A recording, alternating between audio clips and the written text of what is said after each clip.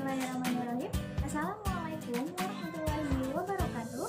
Saya Ibu Syara Eka Putri Caniago dengan NIM 11820605052.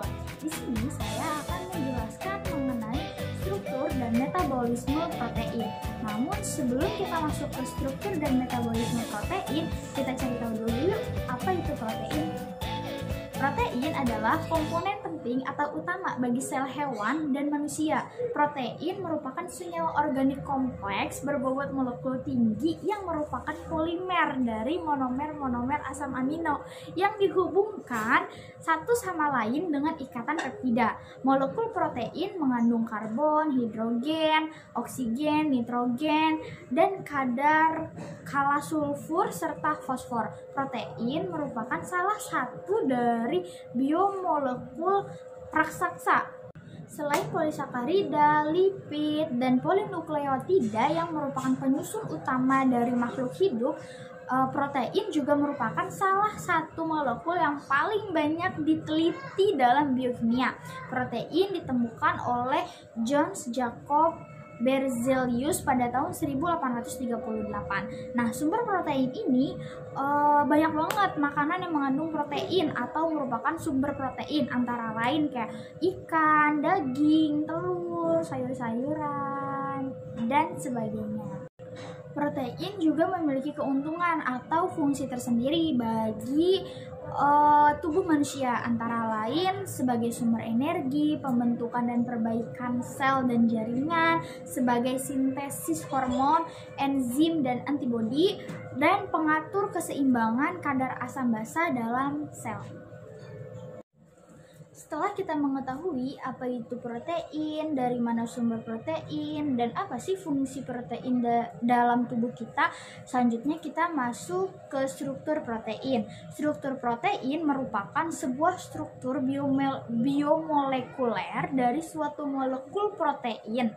Setiap protein, khususnya polipeptida, merupakan suatu polimer yang merupakan urutan yang berbentuk dari berbagai macam asam amino. Perjanjiannya, suatu rantai yang panjangnya kurang dari 40 residu disebut sebagai polipeptida, bukan sebagai protein. Untuk dapat melakukan fungsi biologis, protein melipat ke dalam satu atau lebih konfirmasi spesial yang spesifik, didorong oleh sejumlah interaksi non-kovalen seperti ikatan hidrogen. Kemasan hidrofobik. Struktur 3 dimensi protein sangat diperlukan untuk memahami fungsi protein pada tingkat molekul. Struktur protein sangat bervariasi dalam hal ukuran, dari puluhan hingga ribuan residu. Protein diklasifikasikan berdasarkan ukuran fisik mereka sebagai non-partikel, antara 1100 nanometer. Sebuah protein dapat mengalami perubahan struktural reversibel dalam menjalankan fungsi biologisnya. Struktur alternatif protein yang sama disebut konformasi.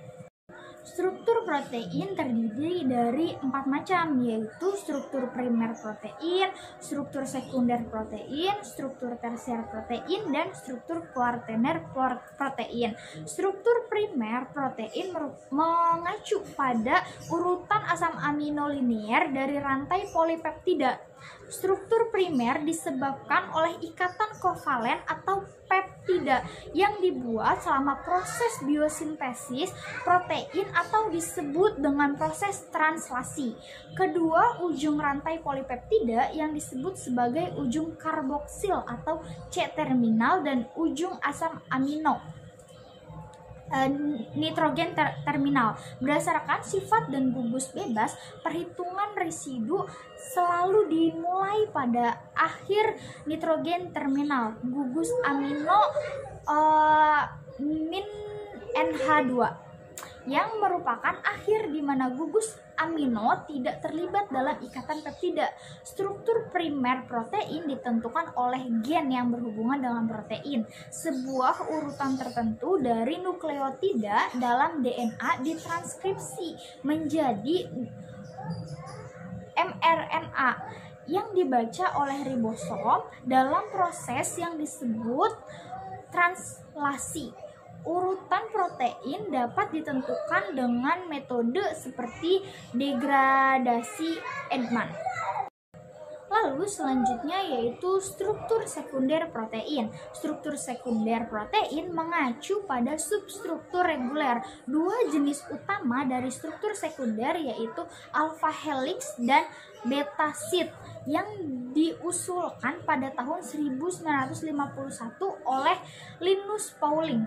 Struktur sekunder ditentukan oleh pola ikatan hidrogen antara gugus peptida rantai utama. Struktur sekunder mempunyai geometri reguler yang dibatasi untuk nilai-nilai tertentu dari sudut dihedral dan pada plot Ramachandran. Lalu selanjutnya ada struktur tersier protein. Struktur tersier mengacu pada struktur 3 dimensi molekul protein tunggal. Alpha helix dan beta sheet dilipat menjadi suatu bulatan. Lipatan tersebut dikendalikan oleh interaksi hidrofobik, tapi struktur tersebut dapat stabil hanya bila bagian-bagian protein terkunci pada tempatnya oleh interaksi tersier yang spesifik seperti jembatan garam, ikatan hidrogen, dan kemasan ketat rantai samping dan ikatan disulfida. Lalu yang terakhir ada struktur kuartener protein. Struktur kuartener adalah struktur 3 dimensi dari beberapa subunit protein yang terikat bersama. Dalam konteks ini, struktur kuartener distabilkan oleh interaksi non-kovalen yang sama dan ikatan disulfida sebagai struktur tersier. Kompleks dari 2 atau lebih polipeptida disebut multimer. Baik, selanjutnya kita masuk ke metabolisme protein. Pada metabolisme protein ini, yang pertama yaitu mengenai katabolisme dan anabolisme tentang protein. Nah, yang pertama tentang katabolisme protein. Katabolisme asam amino. Katabolisme asam amino ini terjadi 4 proses. Yang pertama yaitu pemindahan gugus amino yang terjadi atas 2, yaitu ada transaminasi dan deaminasi. Lalu yang kedua ada siklus urea. Jadi dari proses transaminasi dan deaminasi ini akan masuk ke siklus urea. Lalu yang ketiga ada perubahan kerangka karbon, dan yang keempat ada siklus asam sitrat. Nah, maka kerangka karbon ini yang akan meneruskan ke siklus asam sitrat. Dari proses yang pertama yaitu transaminasi, reaksi transaminasi ini memindahkan gugus amina dari asam amino ke alfa ketoglutarat. Nah, yang akan menghasilkan L-glutamat yang akan diproses lebih lanjut dalam reaksi deaminasi. Ada 4 enzim yang berperan sangat penting di dalam proses transaminasi ini. Yang pertama ada alanin transaminase, yang kedua ada aspartat transaminase, yang ketiga ada leucin transaminase, dan yang keempat ada tirosin transaminase. Lalu selanjutnya kita masuk ke proses deaminasi. Pada proses deaminasi yaitu glutamat mengalami deaminasi oksidatif yang akan menghasilkan ion NH4+. Nah, reaksi ini akan dikatalisis oleh enzim L-glutamat dehidrogenase dalam matriks mitokondria. Glutamat merupakan satu-satunya asam amino yang gugus aminanya dapat dilepaskan secara langsung dengan cepat. Nah, ion NH4+ ini yang dihasilkan akan melanjutkan perjalanan dalam siklus urea untuk dapat dikeluarkan dari dalam tubuh kita. Lalu proses selanjutnya yaitu siklus urea. Pada siklus urea ini NH4+ yang dihasilkan pada deaminasi tadi akan diubah menjadi karbamoil fosfat dan mengikuti proses siklus urea hingga berbentuk urea yang siap dikeluarkan dalam urin. Selanjutnya kita masuk ke perubahan kerangka karbon. Kerangka karbon dari asam amino yang telah mengalami pemindahan gugus akan masuk ke dalam siklus asam sitrat sesuai dengan jenis awal asam amino asalnya. Lalu selanjutnya kita masuk ke biosintesis protein.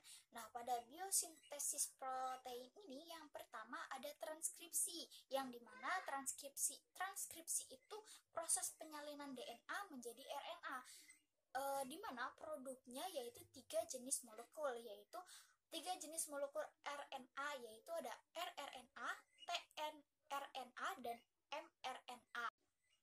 Lalu, proses yang kedua ada translasi. Translasi ini merupakan proses penerjemahan molekul dari mRNA menjadi urutan asam amino yang menyusun protein. Lalu, pada tahapan translasi, yaitu yang pertama ada aktivasi asam amino, yang kedua ada inisiasi translasi, yang ketiga ada elongasi translasi, yang keempat ada terminasi translasi, dan yang terakhir ada pengolahan pasca translasi.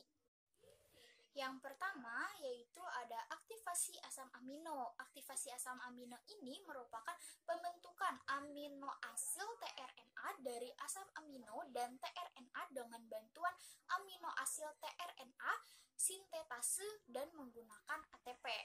Lalu yang kedua ada inisiasi translasi. Subunit ribosom kecil mengikatkan diri pada mRNA dan tRNA inisiator khusus. Subunit ribosom kecil ini melekat pada tempat tertentu di ujung 5 aksen dari mRNA. Pada arah ke bawah dari tempat pelekatan ribosom subunit kecil pada mRNA terdapat kodon inisiasi AUG yang membawa asam amino metionin melekat pada kodon inisiasi. Lalu selanjutnya yaitu tahap elongasi translasi, di mana asam amino ditambahkan satu persatu pada asam amino pertama, yaitu metionin.